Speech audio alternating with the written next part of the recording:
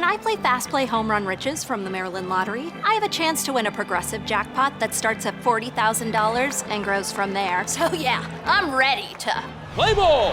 Make the right call this season and play Fast Play Home Run Riches from the Maryland Lottery. This episode is presented by Motorsports Incorporated. All seasons for work and play. Visit motorsportsinc.com for more.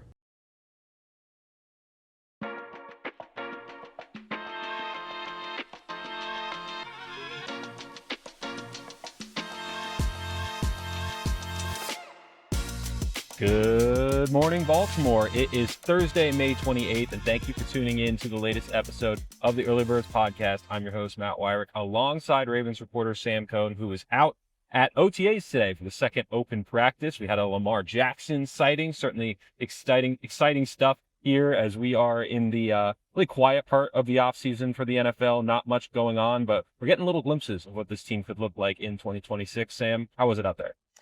Matt, let me ask you this. You're 29? 29. 29 years old, 29 years young. Would you consider yourself in UNC? Do you think you've reached UNC status, UNC level? I have 3 younger siblings, and they all like to say I have, so I fear I might be close, but I'm holding off as long as I can. Okay, today, Lamar Jackson said he is, quote-unquote, not UNC yet. Someone asked, he's in year 9. Someone asked him about how last week Derrick Henry joked him going into year 11, I believe. He was joking, but he's like, sometimes I get out of bed and I'm like, can I even touch my toes? But Derrick Henry, who keeps himself in shape as well as anyone in the NFL, and Lamar was laughing hearing that, and he said that someone on the field asked him today, "You're going to year 9, right?" And he's like, "Yeah." He's like, "But I'm not an UNC yet. I turned 29 in January." So Lamar trying to stay young, trying to keep himself young and hip before he crosses that 30 threshold next January. Lamar and I are only 2 months apart in age. I did not realize we were that close. That's pretty crazy. And similar athleticism. Yes, obviously. Considering I can't touch my toes, that might be an indictment right there. But I haven't never been able to. So that's just a tall person trait here. Yeah. But yeah, we are recording here remotely. Obviously, Sam's out at the office, made the trek over after Ravens practice wrapped up. I'm here at Camden Yards where the Orioles have been taking on the Rays. We're recording here ahead of their series finale, so not going to be doing any Orioles here today. Just going to focus on Ravens, but we'll be back to talk about their end of their homestand on Sunday with Josh, so definitely come back around for that on Monday morning. But let's focus here on Ravens here, and obviously Lamar Jackson, the story of the day. Sam, first time we are hearing him speak since Week 18 last year. A lot has changed in that time. The Ravens obviously moved on from John Harbaugh, brought in an entirely new coaching staff. They've had the draft, whole different team here that we are looking at with the Ravens compared to the last time we heard from Lamar. So what were your big takeaways from QB1? Let's start with the big change. He was asked about John Harbaugh. Obviously, as you said, he has not spoken since the Ravens fired their longtime coach and hired an entirely new staff. Last time we heard Lamar, I believe he vouched for Harbaugh and said he loved playing for him.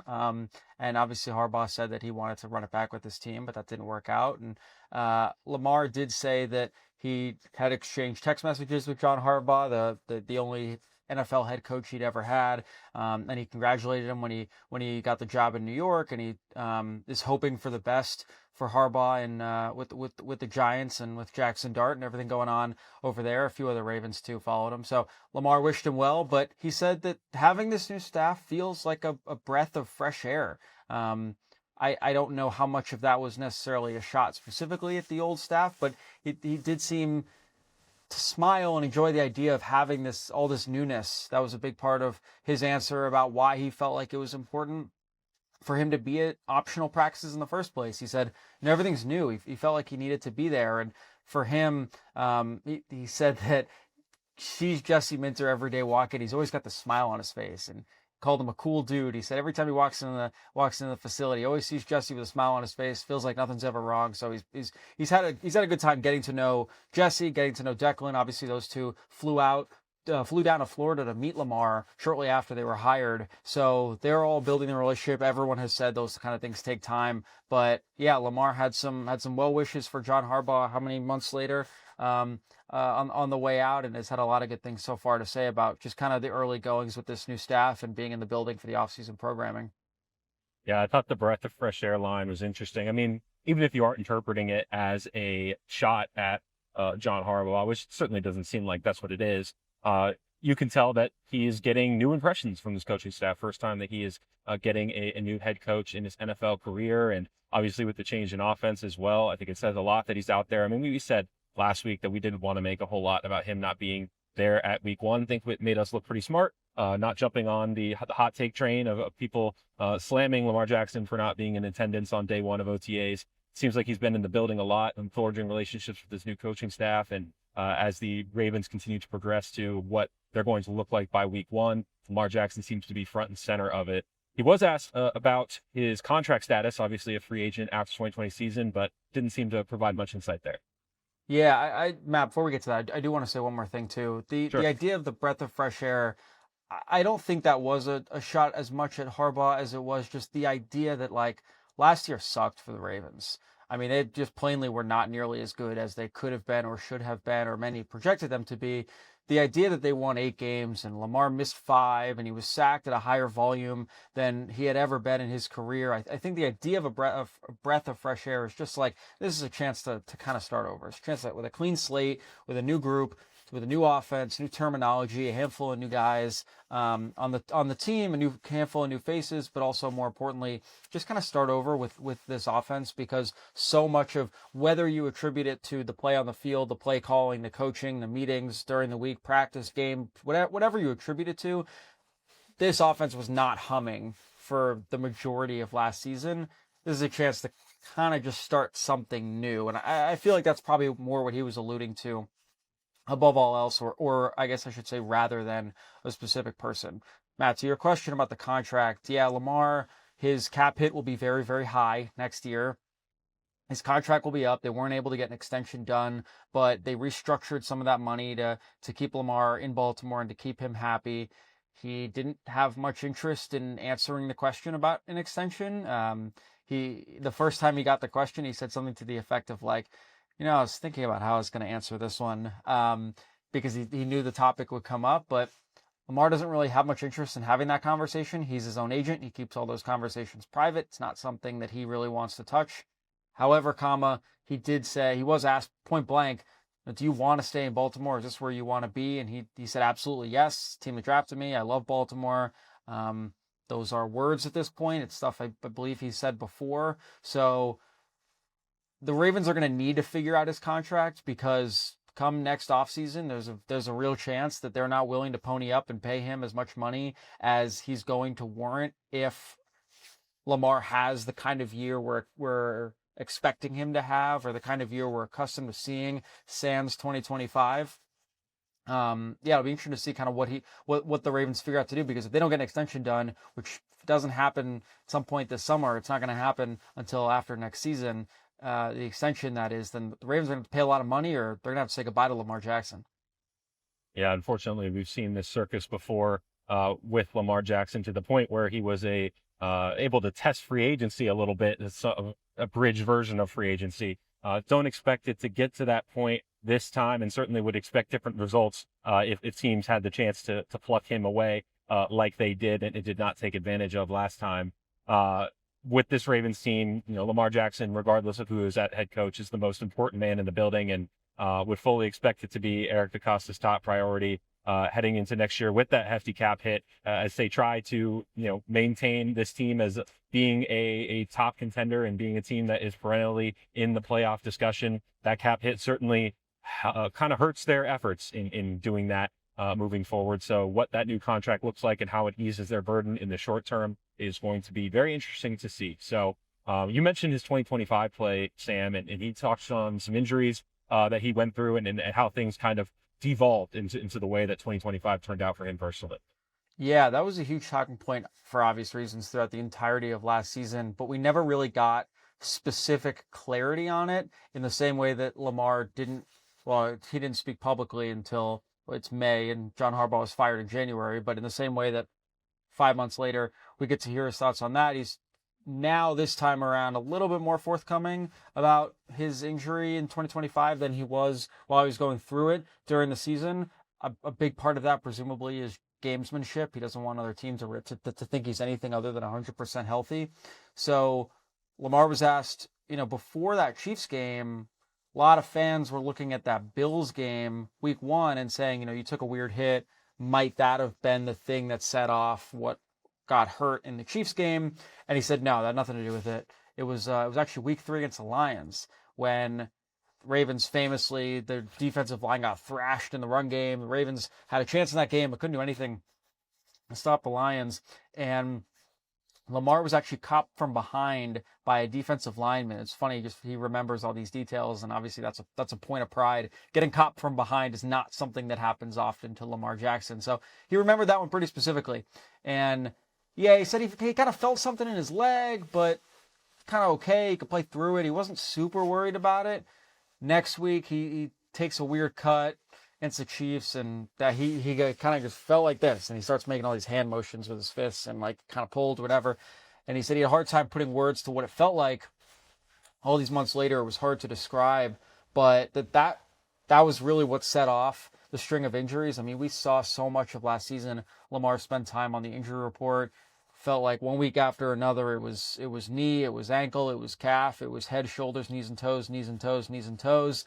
He really struggled to stay on the field. He really struggled to stay healthy. So it was interesting to hear him just be a little more forthcoming about when that injury happened. And then he admitted, like, the back half of the year, he was never really fully himself, never really felt 100%. I think that was something he kind of alluded to without specifically saying last year, but Lamar was never fully himself in 2025. Obviously, we know he only played, I think, 13 games and had one of the roughest seasons of through 8 years of his career. Never really being healthy, could never really get the offense humming, and it felt like they just never got on the same page and never worked things out. But yeah, he was never himself down the stretch, and he kind of brushed it aside to say, well, it's football. Like, you're never going to be 100% yourself. But he acknowledged, like, those injuries piled up, and that certainly affected his season, of course. No, I mean, and it's certainly not the most surprising thing when you look at his numbers down the stretch. I mean, after that Chiefs game, only once the rest of the season did he have 40 rushing yards in a game and only one rushing touchdown the entire rest of the way. So certainly from a run standpoint, not the kind of production that we're used to seeing out of Lamar Jackson. And enough about dissecting his words. How did he look on the field? We appreciate it. Looks good. Moving around okay. It was 7-on-7 and 11-on-11, and no one's touching him. No one's touching a quarterback. No one's tackling. So to paraphrase Lamar, can only take away so much. He was asked about, like, what's it like playing with guys like Jacoby Lane, Elijah Surratt? What's your impression of those two guys so far? And he was like, I mean, it's been great. They move well, but can't really take away a lot from OTAs. So what we're seeing is him move around on the field. We're seeing a little bit of his athleticism. We're seeing him sort of get a little more comfortable in this offense with the terminology, moving around the field. Obviously, he's got sort of a shape-shifting offensive line. He's got a few different receivers, but doesn't have Rashad Bateman, who hasn't really been here for most of the two open portion practices of OTAs. So I would say he looks good and he looks comfortable out there. It looks like he's having fun. I think him getting used to it is the biggest thing. And we saw him get coached up by Declan Doyle and Israel Wolfork, who's his new quarterback's coach. I think today's practice was kind of split in half because of the rain. So they did half inside and half outside. And we had a video up on the Baltimore Sun social media page of, there were a couple instances where him and Declan are like talking through specifics of a play, the specifics of timing on a handoff or turning around, or what he's looking for on some plays. And so for the most part, he looked good. Matt, I should mention, he threw one interception. It was a play that looked like they were kind of drilling earlier in practice. Declan Doyle was maybe needling some of the points, and then in 11-on-11, he sort of rolls out. I think he rolled out to his right. Was looking for Zay Flowers, and Nate Wiggins jumped the route, takes it back a few yards. John Simpson, like a bear, was like, I'm on your ass. I'm on your ass. So it was funny. But yeah, I mean, aside from that one interception, Lamar looked relatively comfortable out there. He's only taking so many reps when there are 5 quarterbacks and a couple starters aren't there, and they're rotating a lot. But he certainly looked comfortable in his motion. You just see the way he interacts, how much with Declan Doyle. Yeah, I mean, certainly not going to overreact over an interception, just as you don't want to overreact over a touchdown in 11-on-11s when the pads are on. But what did Tom Monken say? Tom Monken say? Tom Mungan said it's embarrassing to throw an interception in 7-on-7. That's right. 11-on-11. That's right. Also, saw a note from Browns camp that Todd Monken was running design run plays with Deshaun Watson and Lamar Jackson style plays. So brought his playbook bringing to that on Cleveland. over. Yeah. What is that, week 6? I don't know how well that's going to work. Yeah, week 6 we'll get a chance to see maybe if that's really in action. Yeah, I don't know how many design runs we're going to see with Lamar Deshaun Watson. can call out plays from the sideline and be like, I know this one. That's definitely a game to circle on the calendar. It is the Browns, but it's going to be very interesting to see the gamesmanship that happens between those Browns two almost teams. beat them last year. They did. If And in not for 24, that- they beat them with they Jameis split. Winston. So Yep. Yeah, last year, if not, Shador had a fourth quarter heave to the end zone, and if not for Chido Awuzie in the end zone breaking it up, Browns might have won that game. they're a feisty team, man. I mean, they're not a good team, but they're a feisty team. Big difference. Big difference. Let's talk about Jesse Minter's comments here, and he obviously touched on a lot of different things across the roster. Yeah. But the number one thing that jumped out to me, and obviously is the biggest question mark about their roster right now, was the center position. And it seems like right now they are very open to a 3-man competition.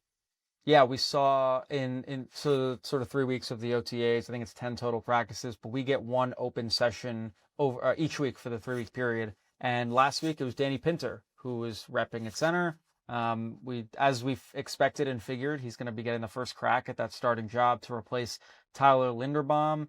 And a lot of good things last week from Jesse Minter and John Simpson. Both had great things to say about how Danny Pinter had done. He's commanded the offense. Obviously, they're not going to say anything bad about him, but sounds like he was pretty comfortable with that group.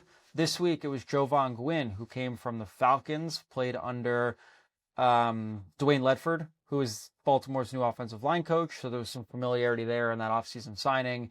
And so this week was Jovan Gwynn's chance. And then next week, based on Jesse Minter's comments today, he said, a bunch of guys in the mix. He said, I can think of 3 off the top of my head, centers who are going to be fighting for that role. So you figure it's Danny Pinter, Jovan Gwynn, and the one returner, former UDFA Ravens center, Corey Bullock. Sorry, it took me a second. Corey Bullock. So I think next week they practice on Tuesdays, the open practice. We figure that he'll probably be the one in contention next week. And that was just Jesse Minter putting words to what we expected, which was to 3-man horse, 3-man race, 3-headed snake. What's the phrase? What am I looking for? 3-horse race? Sure. 3-horse race. Right. 3-headed snake, I think, is also an expression, but it's a 3-horse race between Danny Pinter, Jovan Gwynn, and Corey Bullock. And Danny Pinter is probably the one at the front of the race. That all said, again, like Lamar said, there's only so much you can take from now. And as Jesse Minter sort of piled on, is the idea that these guys are just fighting for reps to get in training camp. What they're doing now has nothing to do with the depth chart. They're not building out a depth chart. This is all a chance for them to figure out where they are going into training camp. And he said that unless you are the Lamar Jacksons of the world, the Kyle Hamiltons of the world, the Roquan Smiths, et cetera, Derrick Henry, et cetera, like, unless you are an established veteran on this team, a star, an all-pro who knows where they stand, you are part of what he's calling an organizational chart, not a depth chart. So there is no center chart that he's got posted in his office. Supposedly he just might not tell us. But the way he's explaining it right now is it's sort of an open competition between those 3 guys to fight for that spot to see which one of them will, again, once we get through training camp, we'll have a much better sense of what this looks like, but to see which one of them is going to be snapping the ball to Lamar Jackson week 1 against Colts. And maybe it's the other box, none of the above here, as obviously there's still room and time here before training camp for them to make a decision. It makes sense that they would want to kind of see what each of these guys look like with first team reps, how they play alongside different personnel groupings, snapping to different quarterbacks, things like that, how everything kind of flows together, just to get a sense of what they have before maybe making a final decision on whether to bring in one more external guy, whether that is a proven starter or somebody to add to the mix. We will see, but certainly with Tyler Linderbaum being gone, this is the biggest question mark now about this roster, and they have some options of guys who are a bit unproven, and certainly 7th round picks, undrafted free agents, guys that certainly have not had the kind of experience at the NFL level that it gives you the confidence to know what you're going to get. That is what the Ravens are going to have to figure out behind the scenes, and this is kind of where that all starts. Yeah, definitely. Other just couple notes I think we can that I want to just chat about too was Kyle Hamilton participating was a really encouraging sign for the Ravens. He did not practice last week. He was there, but he was in street clothes. We saw him out there today, had a helmet on, had a jersey on, and went through individual drills and participated a little bit in the 7-on-7 and 11-on-11 stuff, but about 2/3 of the way through practice goes to the far field, does some individual work with a trainer, and then ditch the helmet and jersey and just kind of watching a practice. It's not clear. Jesse Minter is kind of staying away from any injury updates for the time being until probably at least mandatory minicamp next month. But nonetheless, an encouraging sign to see Kyle Hamilton with whatever he's dealing with, to see him out there moving around a little bit and to just kind of see him out there participating. Because aside from Lamar Jackson, he's probably the most important player on the team that you're thinking about his availability. No, 100%. I mean, the quarterback of the defense in a lot of ways, and certainly their best, perhaps, overall player other than Lamar Jackson on the field. So a positive sign there. When you were able to glean from just the plays, the 11-on-11s, what matchups, what kind of guys just kind of stood out to you as far as how you can stand out in 11-on-11s? Got to start with Trey Hendrickson. You obviously cannot touch the quarterback, cannot sack the quarterback, but Ronnie Stanley was not there today, so Carson Vincent was getting a lot of first-team reps at left tackle, a former fifth-round pick, second-year guy who didn't really play at all outside of special teams, I think, last year, and Trey Hendrickson bullied him. There was he had a couple, I think he had like whatever you can count for a sack in OTAs. Trey Hendrickson had more than one. The biggest, most prominent being on a 3rd and 10 late in practice in an 11-on-11. Trey Hendrickson just blew off the line of scrimmage right by Carson Vincent. It was in the backfield in less than a second and a half. It was pretty impressive just to see him get back there, and he's off behind the play, kind of celebrating for a second. And because you can't touch the quarterback, Lamar's going to scramble a little bit and chuck the ball aside, but. Yeah, I'd say Trey Hendrickson was probably the biggest standout today. Jesse Minter actually pointed out that him and Carson, Trey Hendrickson has been a real leader in that pass rush room, helping out the younger guys, Zion Young, Mike Green, but that him and Carson Vincent were chatting a lot after each individual rep that they took against one another. He said that Carson Vincent was talking to Jesse about that in the gym, in the weight room this morning, where he was like, yeah, Trey and I have just been kind of like, what are you seeing on this play? What are you seeing? What can I do better? Where are your hands? Talking through some stuff, which, again, is a really encouraging sign, because I think we knew that Trey Hendrickson would have leadership capabilities coming in. He's 31, coming from a new team. He's got a lot of experience in this league, but he's not the chattiest guy in the room. So it sounds like he's kind of taking on a little bit of a leadership role on that front, which is good to see. So I think Trey Hendrickson was probably the big standout today. There were only 2 interceptions, one from a UDFA named Silas Waters and the other from Nate Wiggins. Zion Young looked better. I think that he really stood out in the first practice that we didn't get to see per some reporting from the team site. But since then, like, he's been big, he's been imposing, but we haven't seen him do anything that really jumps off the page. Zay Flowers has looked like himself. See a little bit more involvement from Jacoby Lane and Elijah Surratt, which is super encouraging. I think such a huge question for this team all summer is going to be like, how much those guys really involved in the offense? Like with Rashad Bateman not there, I mean, I know you're a big Elijah Surratt guy. I think Jacoby Lane has a real chance to be a high upside guy for this team. Like, it's such an interesting question, because how much those guys going to play, No, 100%. And it's way too early to kind of guess at it based on the personnel groupings right now, but to see just kind of, it's the one thing that you really can work on in this stage of off-season work is the connection between quarterback and receiver. So certainly, seeing how where Lamar is hitting them on the routes and things like that, and their ability to finish plays, that kind of thing, winning matchups on the outside. Those are things I feel like you can glean. So good to hear that kind of perspective there. Jesse Minter did, though. He had some comments about celebrations. Is that right? Was he too keen on him at post play? So he didn't say anything specifically about it. It was something that I noticed between last week and this week, and I noticed it last week, and then once it happened again this week, I was like, okay, this is becoming a little bit of a thing, and I think it's super fair.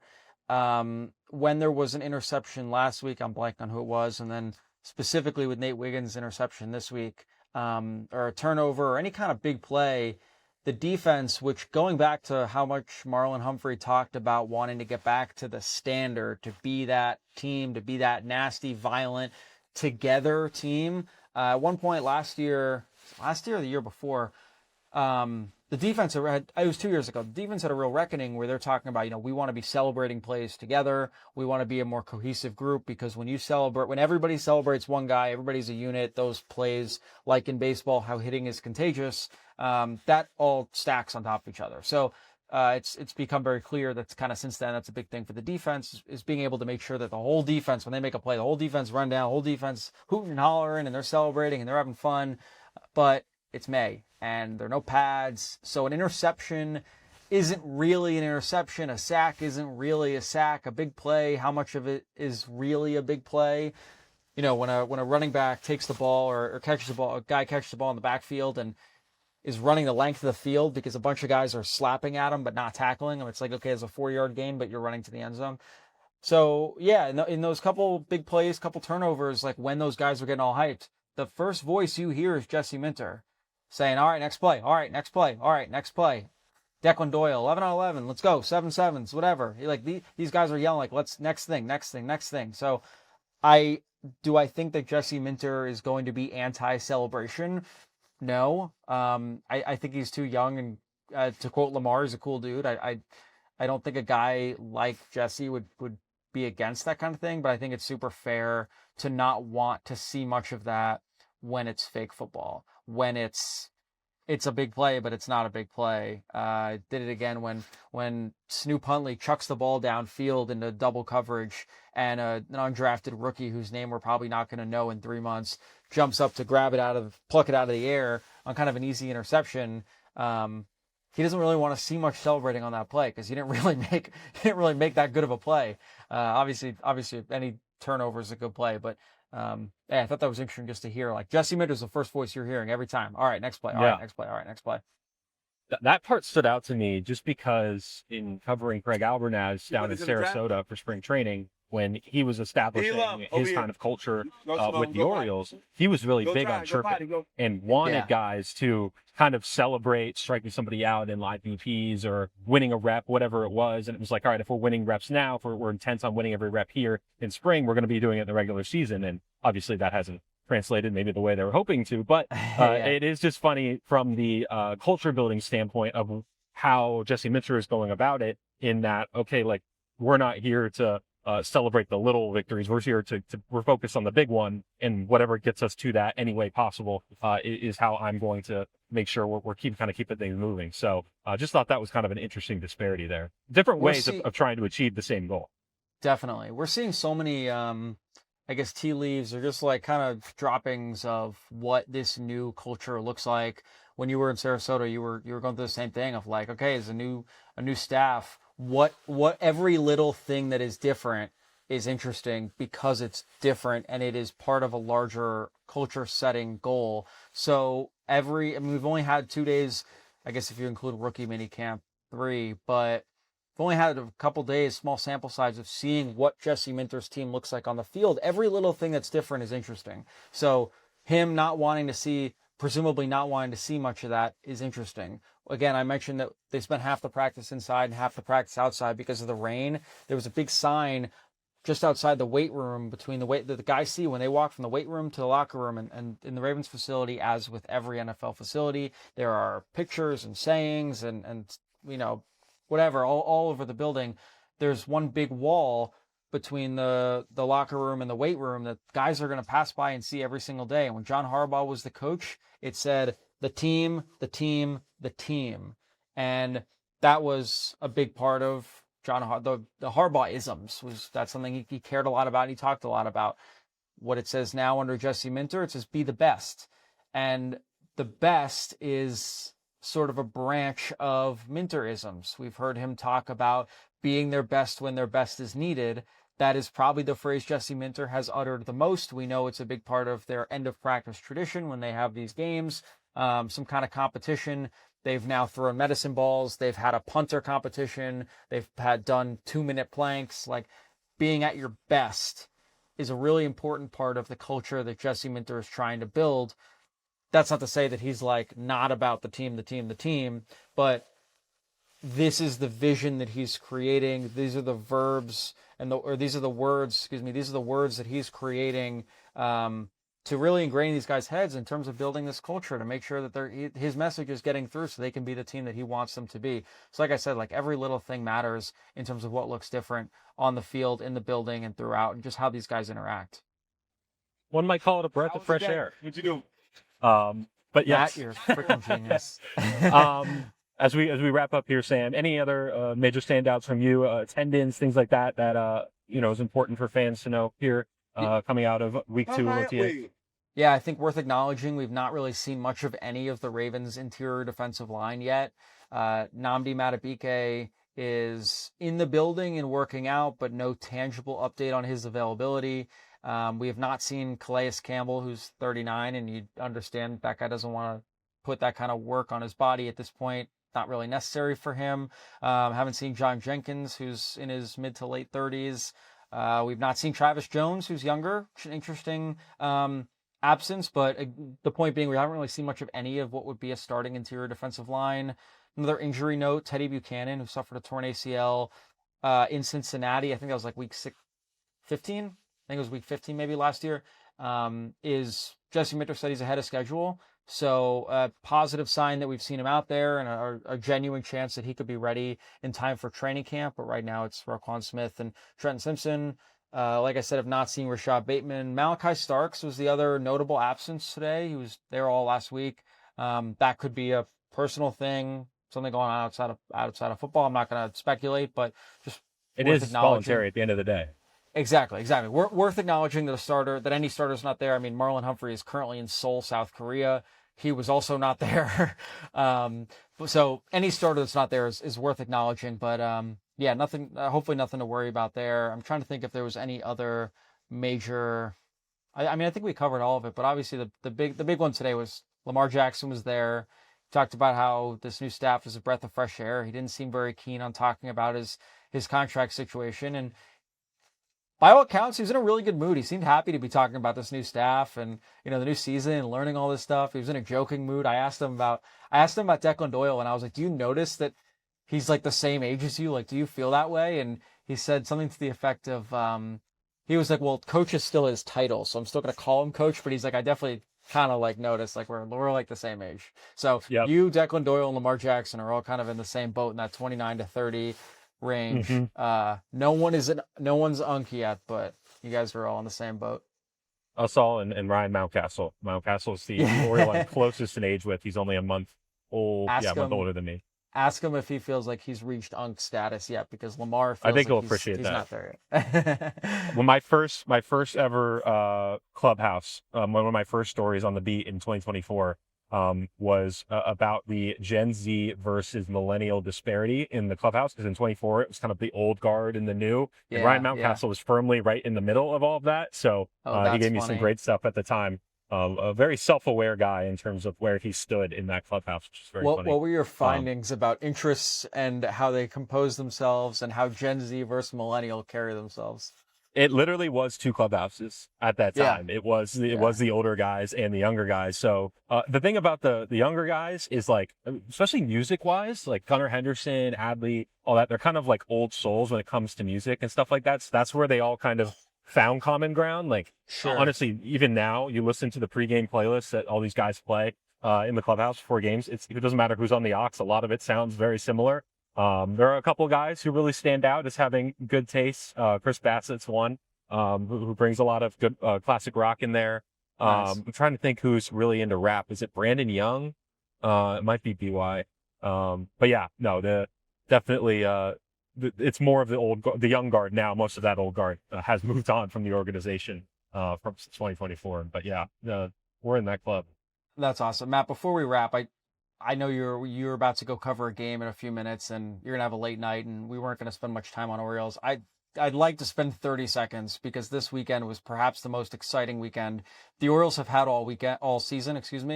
Back-to-back Colton Cowser walk-offs. They've won 4 out of 5. Can you just what's your confidence level in this team this week compared to when we spoke last week? Yeah, regardless of whether or not the Orioles won or lost here on Wednesday night, they won the series. They've won back-to-back series over the Tigers and the Rays. And heading into Wednesday night, Pretty two good. games out of a playoff spot. I mean, they are right there. Even though they were 5 games under 500, certainly are still very much in the thick of things. The rotation has really taken a turn. Shane Baz, Chris Bassett, and Brandon Young, all and Kyle Bradish, all on kind of an upswing. Trevor Rogers is maybe the one exception there, and as they try to figure out what is going on with their opening day starter. But for the most part, the rotation is trending in the right direction. Colton Cowser, some huge swings there. I think getting more of an opportunity here to play. I did say when you asked me who was the guy I was going to say 2 weeks ago, you said who was going to help them get through the stretch. I have forced this bit upon you where I ask you who the guy is, and I think you're 2 for 3 now. I forgot you did mention Colton Cowser. Okay, we should have clipped that and made sure the world knew that you were right about that. That is so funny. No, sorry, we got to build more. I was literally thinking about this the other day. After the weekend, earlier this week, I was like, damn, Matt really should have, did he ever mention Colton Cowser? I don't think he ever named him that he would be the guy, but yeah, you're right. You did. I'm 2 for 3. And I think for this next week, I'm going to say Brandon Young is going to continue his stretch here. So we'll have 2 starts here over the next week. So we'll see what Brandon Young looks like. But I've really been impressed with what we've seen from him lately. I'm writing it down. All right. He's Sam Cohn. I'm Matt Weyrich. Sam, any final words for the good people? No, go inside and go enjoy this Orioles game. And by the time any of us re-listen to this or listen back, we will know who wins this game. So that's a super exciting outcome for one of the teams. Super exciting for me that I had Chipotle waiting for me upstairs. My trusty colleague, Jake Galmeyer, picking it up for me. So I'm going to go eat. I'm going to go watch a baseball game. Thank you all so much for listening. Don't forget to like and subscribe. Give the show 5 stars on Apple, Spotify, YouTube, wherever you get your podcasts. And give us a follow at Sun Early Birds on Twitter, Instagram, TikTok, and Facebook. Thank you all so much for listening, and have a good one.